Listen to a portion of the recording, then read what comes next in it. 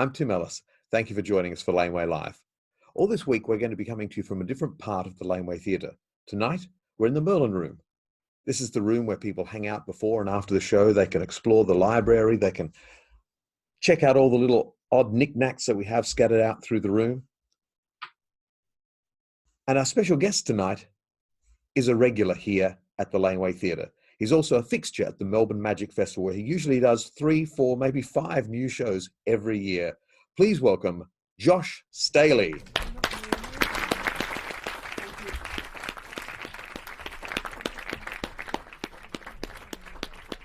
Yay.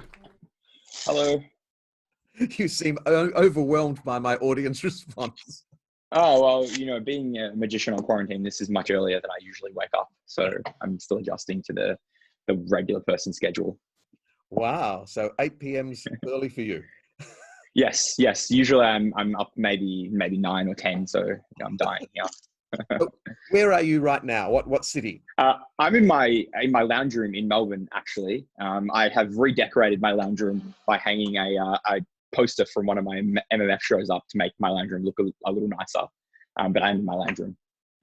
And you do travel internationally a lot. We were talking before. I do, actually. I had a lot of travel in January and February and in March, and then I had more planned for the rest of the year. But now I'm in my lounge room. But yes, I do travel a fair bit now, which is very exciting. But you don't travel right now, so you're stuck at home. No, I am stuck at home for the foreseeable future. Doing what? What do you do to take the edge off quarantine boredom? Well, I think magicians conveniently are some of the most affected and some of the least affected. Obviously, we've lost all of our jobs forever, so we're poor. But we're really set for quarantine because we generally stay inside anyway, practicing and reading and watching magic tricks on TV and YouTube and things. So I'm sort of set. I'm just doing my usual life, but a lot longer now. So how old are you now? I'm 23. I had to think about that because I turned 23 2 weeks ago. So I'm not used to saying 23 yet. But you're a full-time magician. That's all you get. The only income is from That's it. That's my only income. So I graduated uni, and instead of using that degree for anything, I just do card tricks now permanently. And it's keeping you at home. It is keeping me home, which is maybe not good, I would assume. So let's give you a bit of, the people who have not known you, a bit of background. So you came into magic a little while ago, but through the Melbourne Magic Festival, or how did you first encounter it? So my brother used to do magic, not as a profession or anything, just as a hobby. He's only a few years older than me, so it was literally as like an 8-year-old doing magic, and he used to go to Bernard's Magic Store in the city, which isn't there anymore, sadly. And I used to tag along, and my mum would buy my brother some magic tricks or props, and I would get like some of the jokes, like a whoopee cushion or whatever. And I thought that was the best thing in the world as a 4-year-old.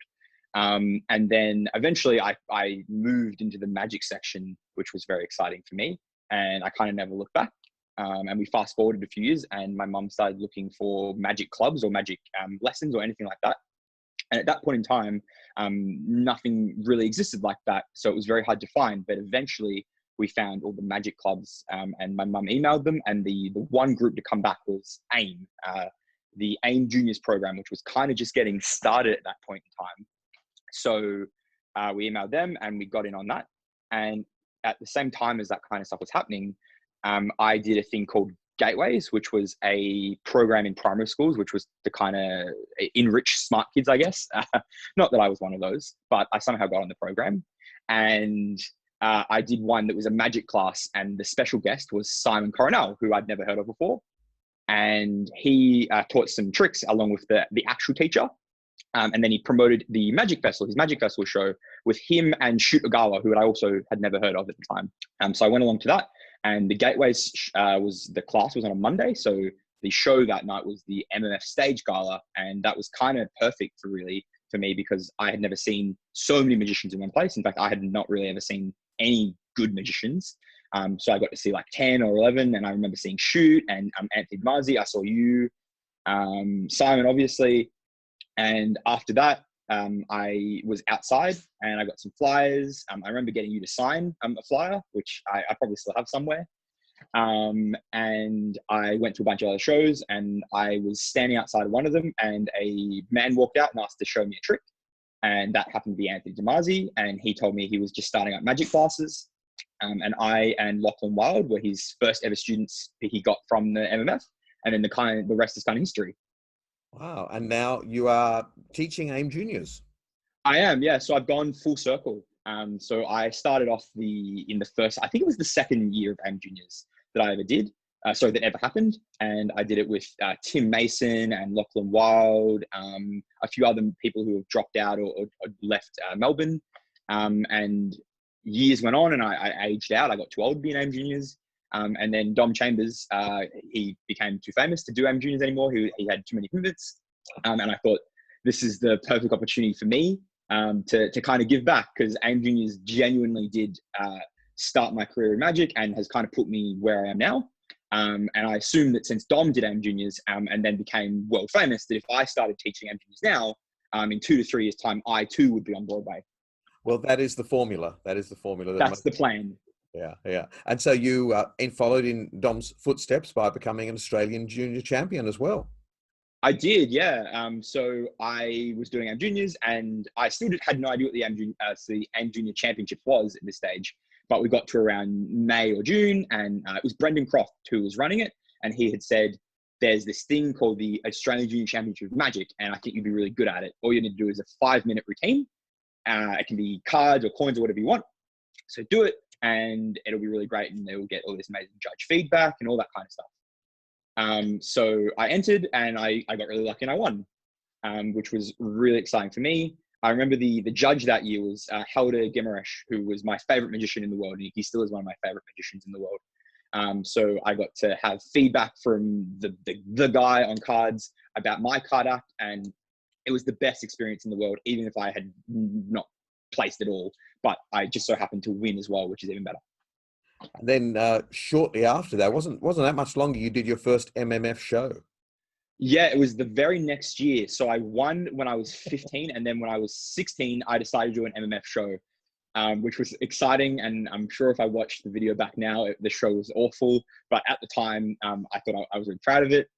And I saw all of other people.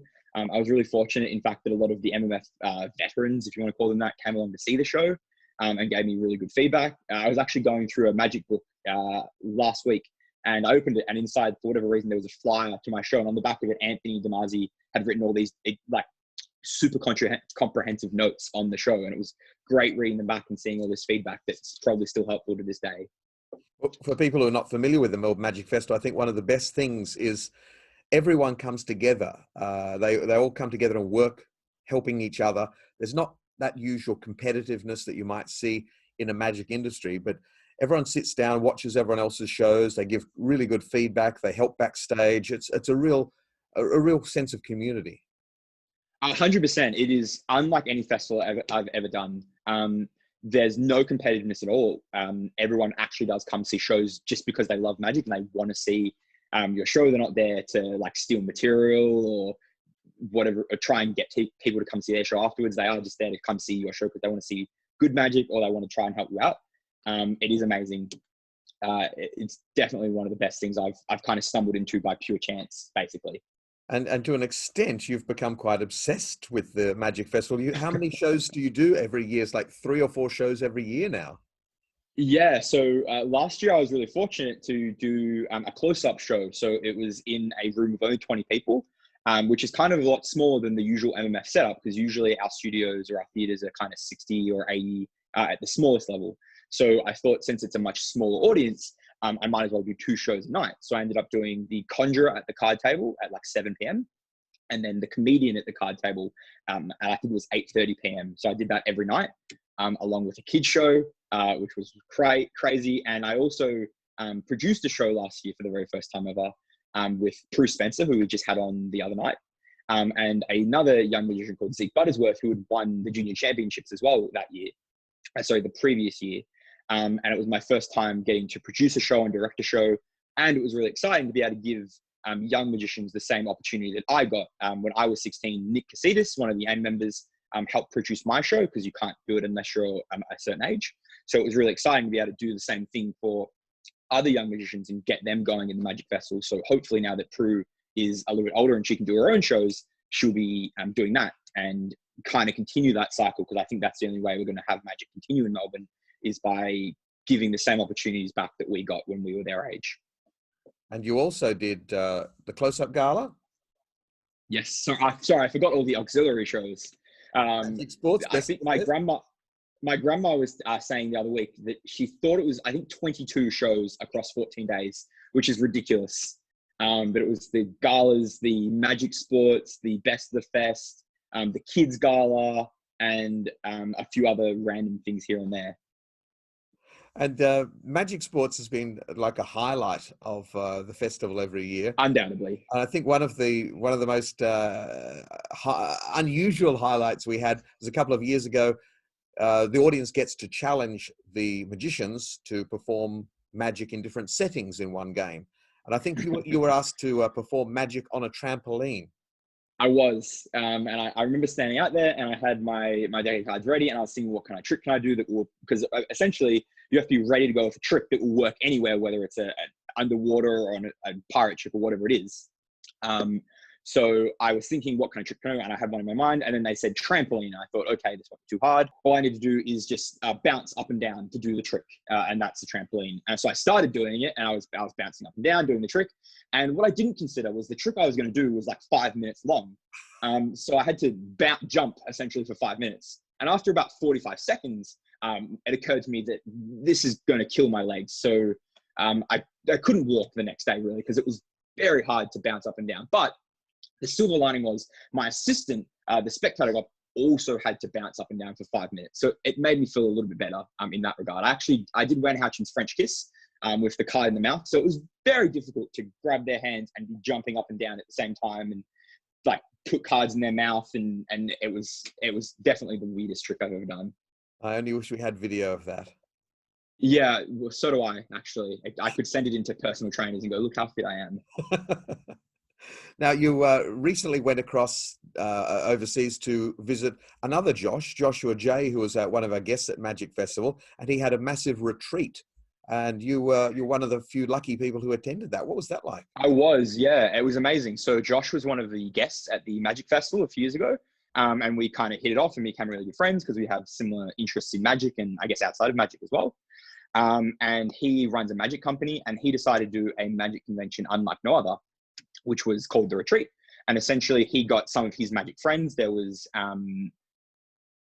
Tina Lennett, Mike Caveney, Rune Klan, Ben Earl, Joshua J, Andy Gladwin, the whole Vanishing team, and Danny Diortiz and Paul Vigil were the guest lecturers. And then a few, there was 20 people got to come along and essentially attend a magic convention by night and a holiday by day.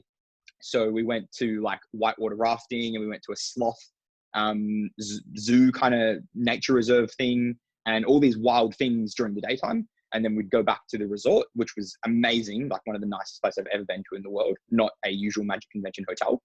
And we then did lectures at nighttime, which was amazing. And even better was some of the regular paying attendees weren't sort of unknown magicians. They were world famous performers, like Danny Garcia bought a ticket and came along. So then he gave an impromptu lecture.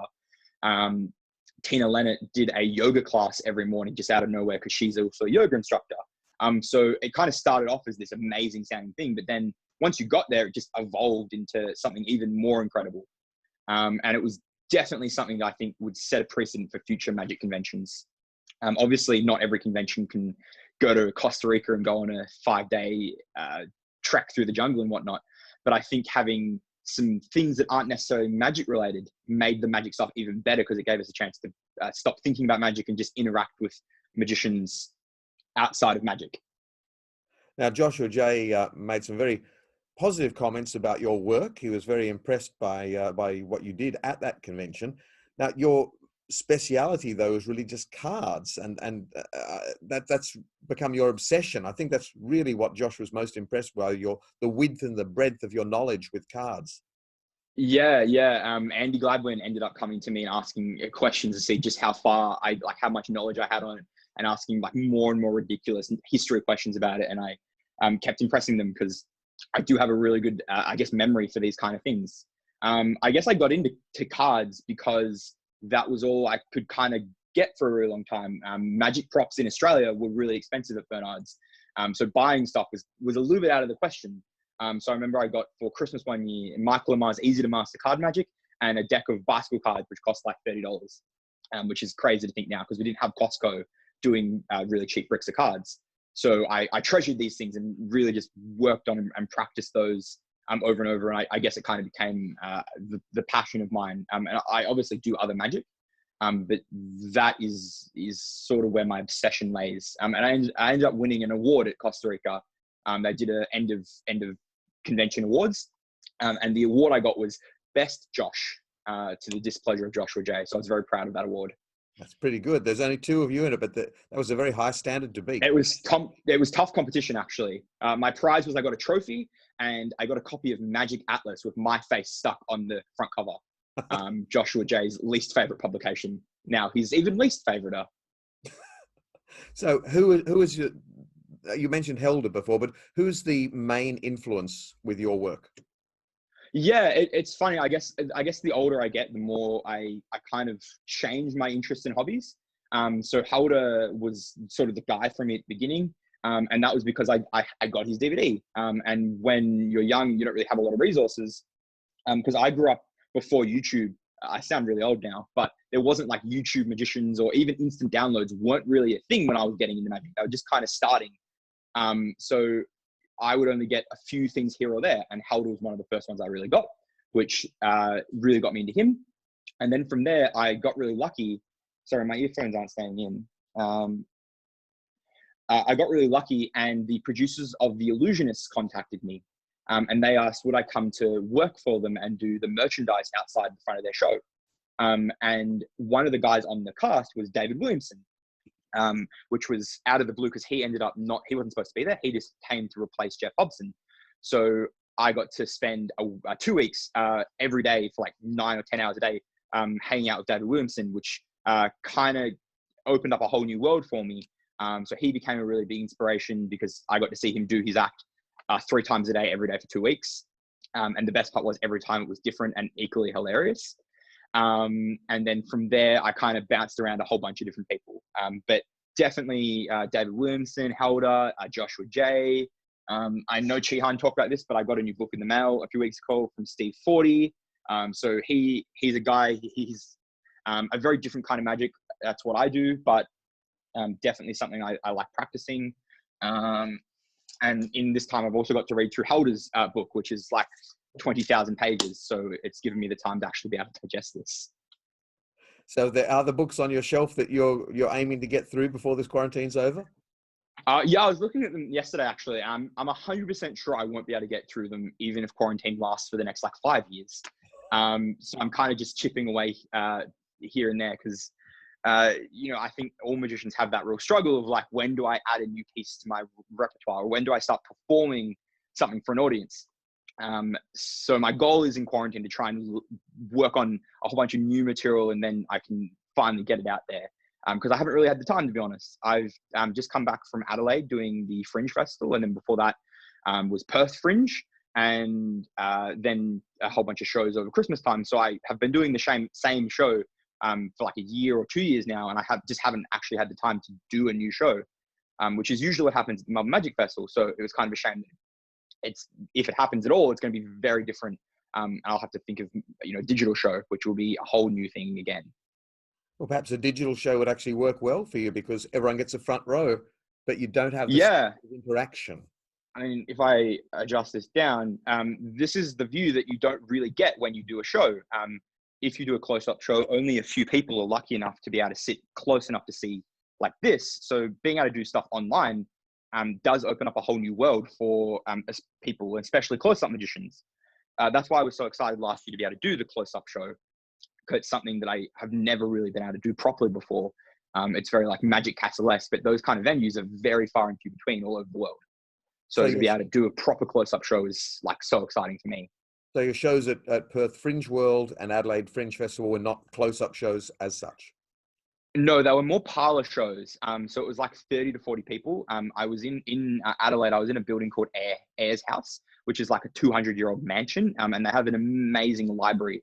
And they converted the library for me into a parlor room. So I got to stand behind a beautiful bookcase filled with books, and then I could add in my own props. So it was kind of like a curiosity cabinet, I guess, if you want to call it that, to do a parlor show. So it was a hybrid. If people watching this don't know what Parlor Magic is, it's a hybrid between close up and stage. So it's kind of in the middle. I guess it comes from, I know it comes from mid-century England, where people had parlors in their house as opposed to like a lounge room. It was a parlor, and magicians would come and do magic in your lounge room, I suppose, which has kind of died off now. You don't really see a lot of parlor magic, but it's really exciting to be able to have a nice venue to do that. It's one of the things Josh and I bonded over, because he's really passionate about parlor magic as well.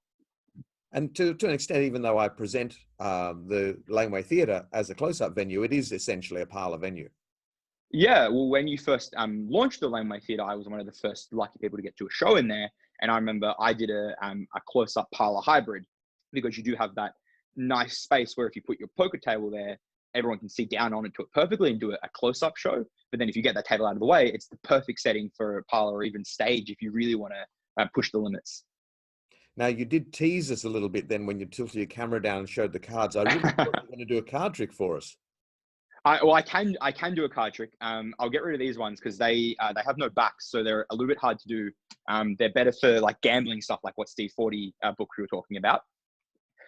So I'll grab Old Faithful.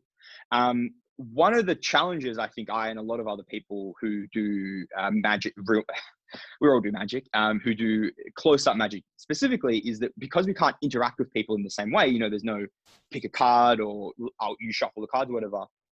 I've been trying to figure out how to rework my material to better suit this forum, which is digital.